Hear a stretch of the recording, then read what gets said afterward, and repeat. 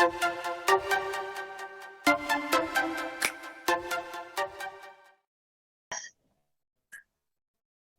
Swastiastu.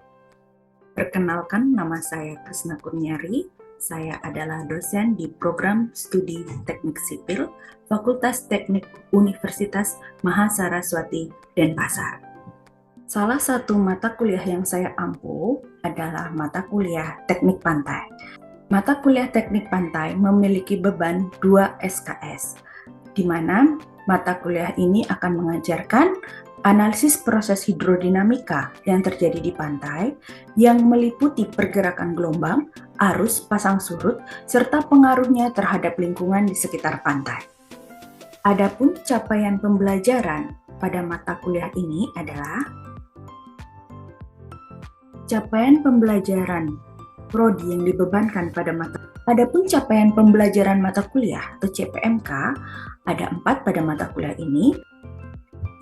Pada mata kuliah ini ada 8 kemampuan akhir tiap tahapan belajar. Materi pembelajaran pada mata kuliah ini yang pertama adalah pengantar teknik pantai, yang kedua proses terbentuknya gelombang arus dan pasang surut, yang ketiga adalah teori gelombang airi, yang keempat adalah analisis deformasi gelombang, baik itu refleksi, refraksi, dan difraksi, yang kelima adalah konsep pembangkitan gelombang oleh angin menggunakan grafik peramalan gelombang, yang keenam adalah konsep pembangkitan pasang surut, peramalan pasang surut, dan perhitungan elevasi muka air rencana. Perkuliahan teknik pantai terdiri dari 16 kali pertemuan, di mana 16 kali tersebut sudah termasuk dari 14 kali pertemuan tatap muka, dan 1 pertemuan untuk ujian tengah semester, dan 1 pertemuan untuk ujian akhir semester. Adapun sistem penilaiannya adalah sebagai berikut.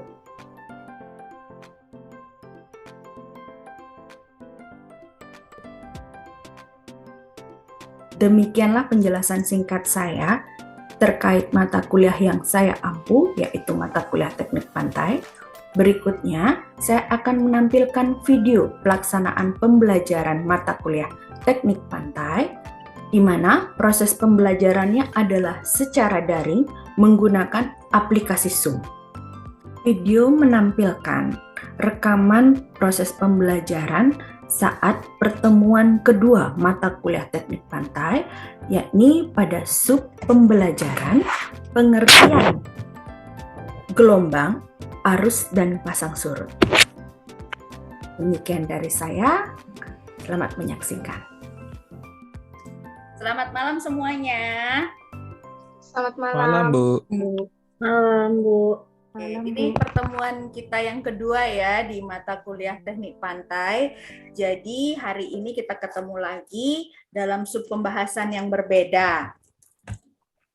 Saya share screen dulu. Udah tampilkan ya share screen saya?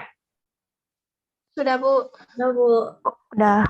Jadi pertemuan 2 ini kita akan membahas tentang proses hidrodinamika pantai, yaitu yang pertama tentang gelombang, yang kedua adalah tentang arus, yang ketiga adalah tentang pasang surut. Ya. Nah, sebelum kita mulai saya akan review sedikit materi minggu lalu. Yang pertama itu adalah tentang pantai, yang kedua adalah tentang pesisir dan lingkungan di sekitar pantai. Pertanyaan saya pertama, ada yang masih ingat apa itu pantai? Saya, Bu. Raise hand ya. Nggak begitu kelihatan soalnya di saya kedengaran suara aja. Wintari, Bu. Oke, Wintari. Apa itu pantai? Jadi, seingat saya, pantai itu adalah daerah di tepi perairan yang dipengaruhi oleh air pasang tertinggi dan surut rendah, Bu. Oke, bagus. Kemudian berikutnya, apa itu pesisir? Ada yang ingat? Bu. Izin jawab, Bu. Ya, silahkan Wibi. Baik, pesisir adalah daerah darat di tepi laut yang masih mendapat pengaruh laut seperti pasang surut, angin laut, dan pembesaran air laut, sedangkan itu. Oke, betul. Jadi kalau pesisir itu masih daerah perbatasan antara darat dan laut yang terkena pengaruh angin dan apa tadi? Si Bibi? Terkena pengaruh angin laut dan pembesaran air laut. Ya, jadi ada rembesan air laut. Nah, pertanyaan saya berikutnya nih ya.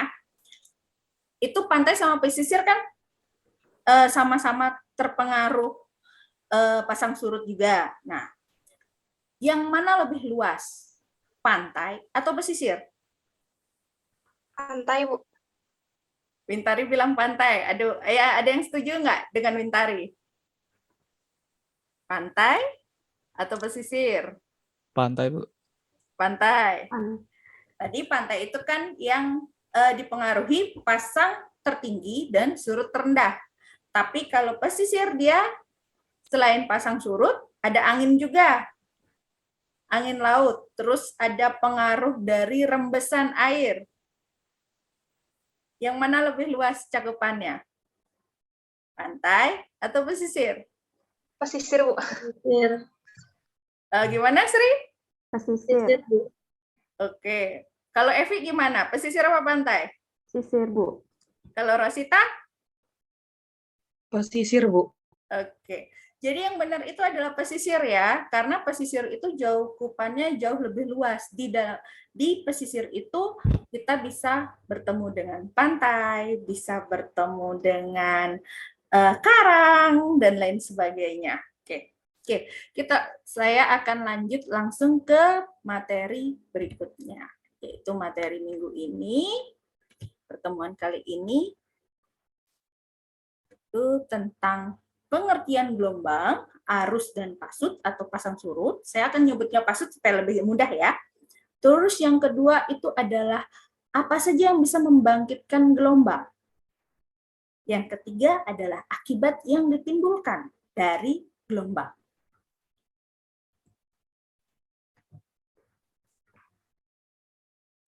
Coba kalian lihat video ini. Nah, ini gambar gelombang ya. Kalau misalnya di masyarakat umum biasanya nyebutnya ombak. Tapi kalau kita di teknik, kita menyebutnya gelombang. Jadi gelombang itu adalah pergerakan naik turunnya permukaan air laut. Ya. Jadi dia naik turun permukaannya sampai ke daratan. Sedangkan kalau arus itu adalah perpindahan partikelnya, masanya. Baik itu dari darat ke laut, dari laut ke darat, ataupun di tengah laut. Ya. Kalau gelombang itu yang naik turun itu gelombang. Dia hanya di permukaan. Tenaganya besar. Tapi yang membawa air, yang membawa material itu disebut dengan arus. Ya. Sedangkan kalau pasang surut itu apa? Pasang surut adalah naiknya permukaan air laut dan turunnya permukaan air laut. Kalau gelombang dia naik turun, kalau arus dia cenderung horizontal, kalau pasang surut dia tidak ada pergerakan yang fluktuatif seperti gelombang, tapi dia akan naik. Hanya menaikkan permukaannya. Kemudian dia turun lagi. Sedangkan kalau gelombang dia bersifat fluktuatif. Naik, turun, naik, turun. Jadi nanti jangan sampai tertukar ya antara gelombang, arus, dan pasang surut. Sampai di sini sudah cukup paham tentang gelombang, arus, dan pasang surut? Mungkin saya harus memberikan beberapa contohnya nanti. Nanti saya akan berikan contohnya, dan kita sekarang akan mempelajari bagaimana gelombang itu bisa terjadi. Ya. Jadi ada banyak hal yang bisa membangkitkan gelombang. Jadi bahasanya itu adalah membangkitkan, karena permukaan air laut itu cenderung tenang. Gelombang itu hanya terjadi bila ada pembangkitnya. Jadi permukaan itu hanya bisa bergerak apabila ada pembangkitnya. Yang pertama, kalau kalian lihat video saya ini, gambarnya, Kira-kira apa penyebabnya? Angin, Bu. Angin. Yang mana? Yang atas yang bawah? Yang atas. Yang atas. Terus kenapa menurut Wintari angin bisa menyebabkan gelombang? Angin itu kan udara yang bergerak, jadi dia bisa menggerakkan air laut yang tenang itu, Bu, sehingga menghasilkan gelombang. Oke. Terus berikutnya di sini ada gravitasi bulan. Ada yang bisa memahami kenapa gravitasi bulan bisa membangkitkan gelombang? Jadi kalau misalnya pasang, itu kan terjadinya di bulan purnama, ya. Jadi kalau bulan purnama, jarak antara bulan dengan bumi itu cukup dekat, sehingga gravitasi bulan mampu menarik air di permukaan bumi, sehingga muncullah pasang. Ketika bulan mati, kalau di Bali kita sebutnya dengan tilem,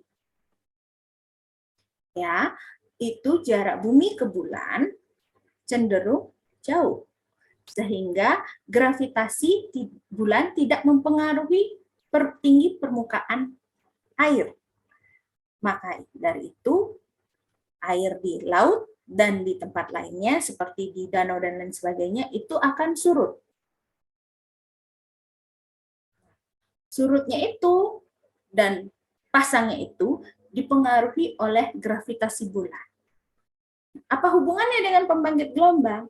Nah, kalau misalnya sedang pasang, ya,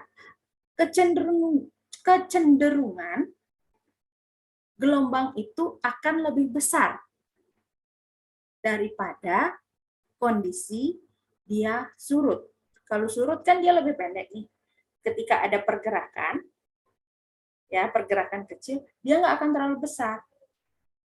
Kecil dia, karena dia pendek. Kalau misalnya dia luas segini, jaraknya dengan daratan cukup jauh, tentunya gelombang itu bisa bergerak lebih keras. Maka dari itu ketika bulan purnama, sering sekali kita akan lihat pengumuman di BMKG, cuaca buruk, gelombang tinggi. Ya kan? Dilarang melaut. Itulah salah satu penyebab dari gravitasi bulan terhadap pembangkitan gelombang.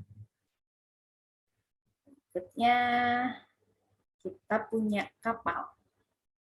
Kapalnya bergerak. Jadi pembangkit gelombang berikutnya itu adalah kapal atau benda yang bergerak di permukaan laut. Ya, kita bisa lihat di sini. Nah, kapal yang bergerak, kalian perhatikan di bawah sini. Nah, buih-buih yang muncul ini adalah menimbulkan gelombang.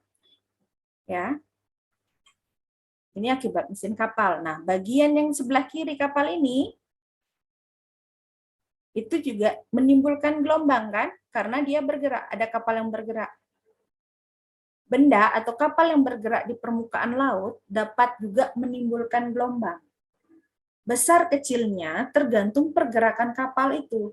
Nah, kebetulan kalau yang video yang di bawah ini, kapalnya bergerak cukup lambat, jadi nggak terlalu keras ya gelombang ditimbulkan di kanan kirinya. Sedangkan kalau gambar yang di atas, kalian bisa lihat riak-riak gelombang yang mereka munculkan di kanan kiri kapalnya.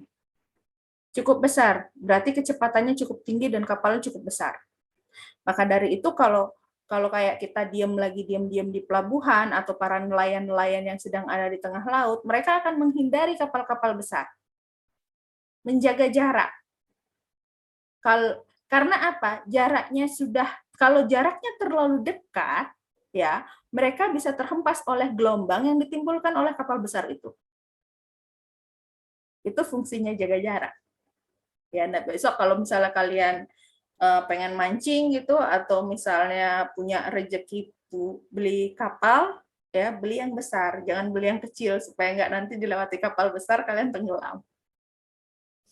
Oke, berikutnya ya. Nah, ini ada letusan gunung berapi di bawah laut. Ya, untuk bagian yang kiri.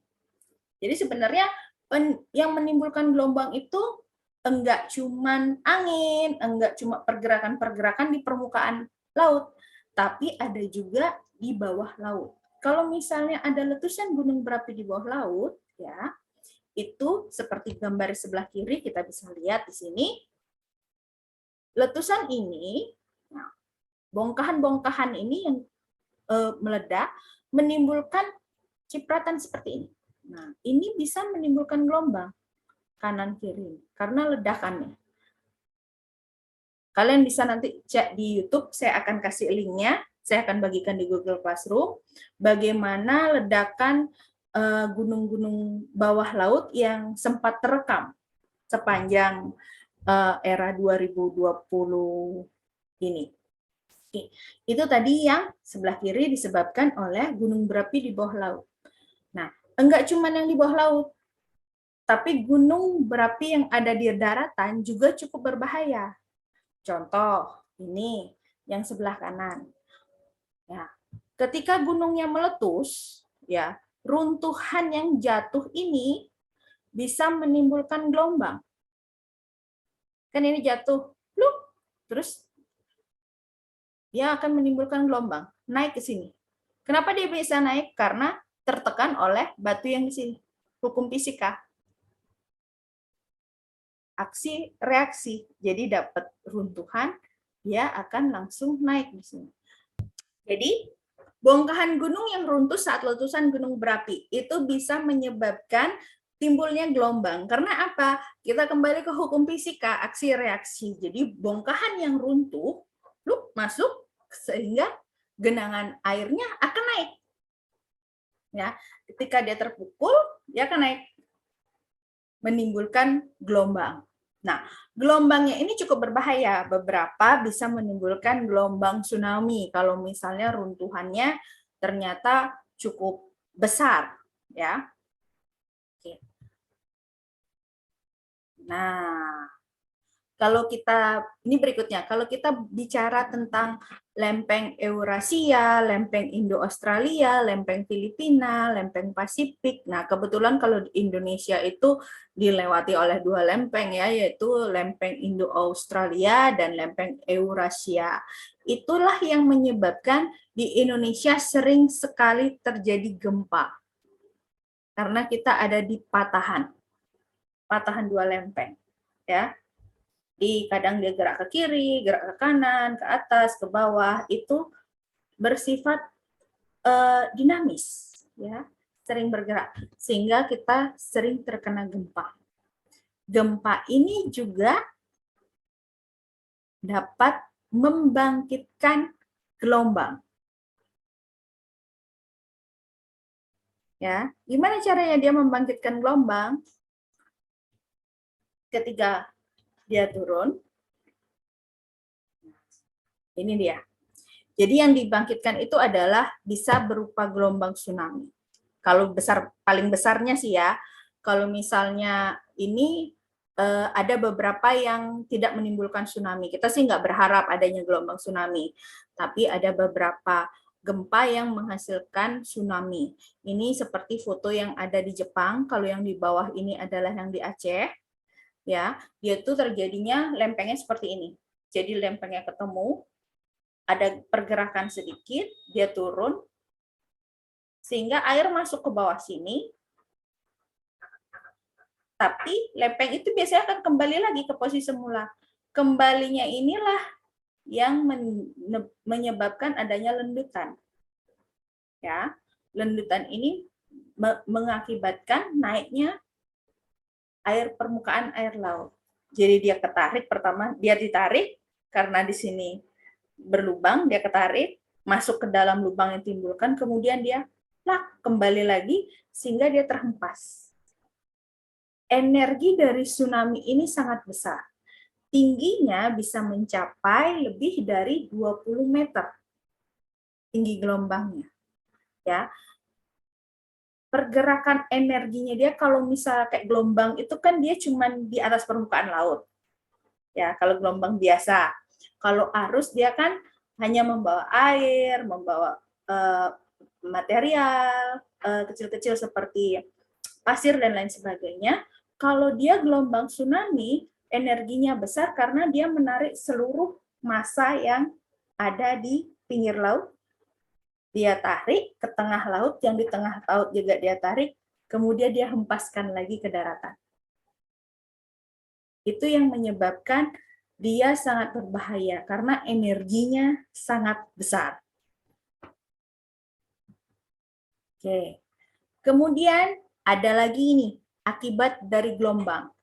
Yang pertama adalah abrasi, banjir rob, dan munculnya daratan baru. Gambar di atas yang kiri, ini adalah gambar abrasi. Ya, abrasi itu kalau ini kan garis pantainya sampai mundur ke sini. Mundurnya garis pantai akibat gelombang laut itu disebut dengan abrasi. Sedangkan ini adalah banjir rob. Banjir rob itu penyebabnya gelombang tinggi dan pasang surut air laut. Biasanya kalau banjir rob itu terjadi di Semarang. Sudah merupakan hal yang umum terjadi di situ. Ya, karena terlalu seringnya bencana ini terjadi di situ dan terjadinya itu setiap purnama. Nah, gambar yang di kanan ini ya, ini adalah akibat dari gelombang juga. Menimbulkan daratan baru. Kalau yang kiri abrasi, dia mengikis.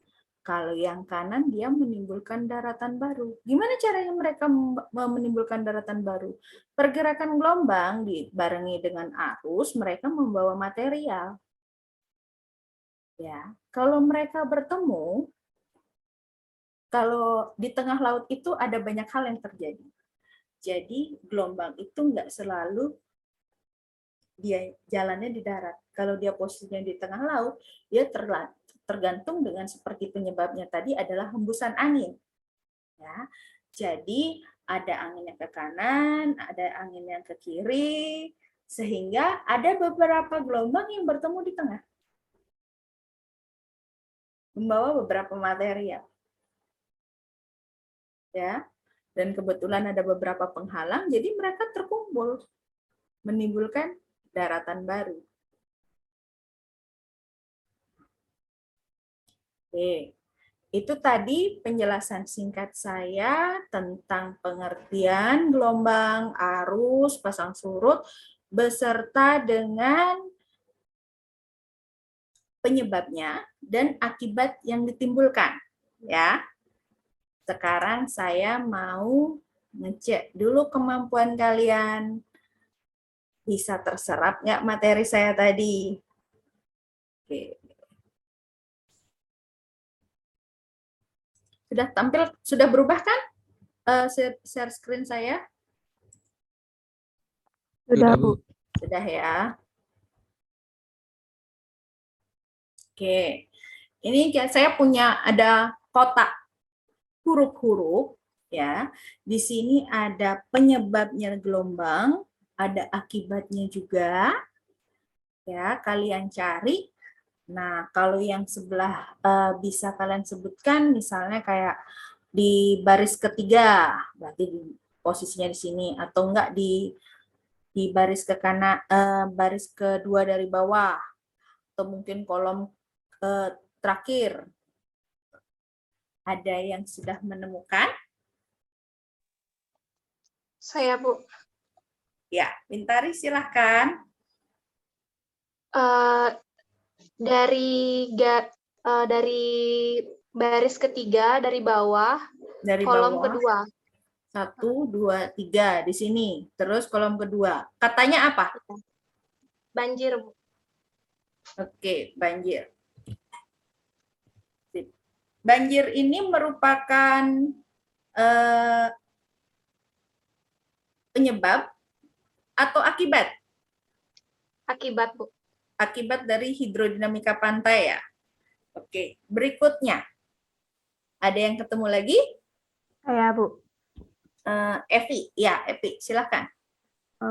Kolom pertama, Kolom baris ketiga dari atas. 1, 2, 3. Katanya apa? Erosi. Erosi. Oh ya. Oke. Erosi itu penyebab atau akibat? Akibat. Kata berikutnya, ada yang ketemu nggak? Saya, Bu. Ya, silahkan. Kolom keempat dari kanan, baris pertama. Di sini. Ya, itu dah. 1, 2, Ke 3, samping, ke samping. ke sini. Oh, ke kiri. Dari Ya. kanan ke kiri. Ya, itu dah. 1, 2, 3, 3, 4. 4. Ya, pasut, Bu. Pasut. Oh ya. Sip. Pasut. Pasang surut. Pasut itu bisa menyebabkan, pasut atau pasang surut bisa menyebabkan atau bisa menimbulkan gelombang tidak? Bisa, Bu. Oke, good. Berikutnya, Saya, Bu. oke, Sri, silahkan. Garis kedua dari bawah, kolom ketiga. Baris kedua dari bawah, 1, 2, 3. Garis kedua, Baris kedua, 1, 2, kolom 3 itu jadinya. 1, 2, 3. 1, 2, 3. Apa? Angin. Angin. Oke. Sip. Angin ini penyebab atau akibat dari gelombang? Penyebab. Penyebab timbulnya gelombang ya. Nah, jadi pertemuan kedua ini dapat kita simpulkan bahwa bagian sebelah kiri ini, ya, angin, gravitasi bulan terhadap bumi, benda yang bergerak di permukaan laut, letusan gunung berapi, dan gempa merupakan penyebab dari timbulnya gelombang. Ya, sedangkan yang sebelah kanan, erosi, abrasi, banjir, dan timbulnya daratan baru, ini merupakan efek atau akibat dari adanya gelombang. Ya. Sampai di sini sudah cukup paham kan tentang apa itu penyebab dan akibat daripada gelombang beserta tipe-tipenya? Paham. Sudah Bu. cukup paham kan ya? Oke. Jadi dari Bu. saya untuk pertemuan kedua ini saya sudah. Nah, minggu depan kita akan bahas teori gelombang airi di pertemuan ketiga. Nah, materi akan saya unggah ke Google Classroom 1 hari sebelumnya. Namun, ada satu hal yang harus saya ingatkan kembali di sini. Nah, karena teori gelombang airi ini kita akan menghitung, ya, saya harapkan kalian membawa kalkulator atau alat hitung lainnya yang bisa kalian pergunakan. Terus yang kedua, kalian membawa tabel gelombang. Tabel gelombangnya akan saya share juga di Google Classroom. Nanti silahkan kalian download untuk mempermudah nanti kita mempelajari tentang teori gelombang airi. Ya. Oke, untuk hari ini sekian dulu dari saya. Terima kasih sudah hadir. Ya, sampai ketemu lagi di pertemuan selanjutnya. Terima kasih, Bu. Ya, sama-sama. Oke, terima kasih atas kehadirannya di pertemuan kedua kali ini. Sampai jumpa lagi di pertemuan ketiga kita minggu depan. Saya ucapkan selamat malam, semoga selalu sehat dan selamat beristirahat. Silahkan untuk live Zoom-nya. Ya, terima kasih. Terima kasih, Bu. Ibu. Selamat Salam, Bu. Selamat malam. Malam.